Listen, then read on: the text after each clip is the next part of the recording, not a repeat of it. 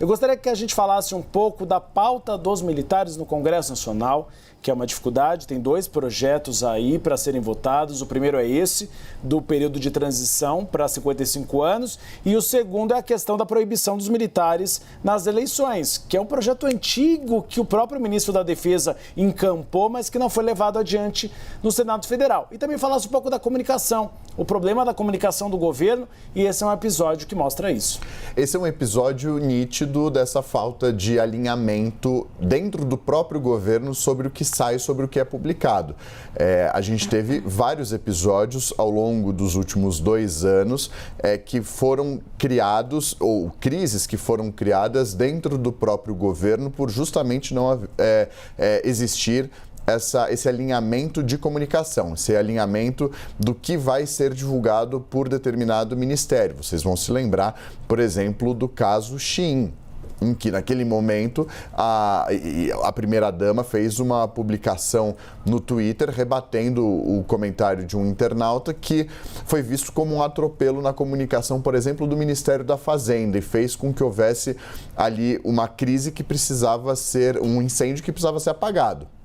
Esse só um dos exemplos do que a gente viu ao longo dos últimos tempos. Esse vídeo, por exemplo, da Marinha é um outro exemplo. O fato de um dos militares se parecer muito com o ministro da Fazenda num dos takes em que ele aparece também causou um incômodo dentro do Ministério da Fazenda no entorno do ministro Fernando Haddad. Então, e obviamente isso não passou despercebido nem nas redes sociais, nem dentro do próprio governo, que num momento em que se discutia um pacote fiscal, com toda a dificuldade que esse pacote vinha enfrentando e toda a expectativa que vinha existindo em torno da divulgação desse pacote, da pressão do mercado financeiro, de políticos para a divulgação desse pacote, uma dificuldade na relação, uma dificuldade histórica na relação com os militares desde o início, um pouco antes do início do governo do presidente Lula, ainda durante a campanha eleitoral. E aí há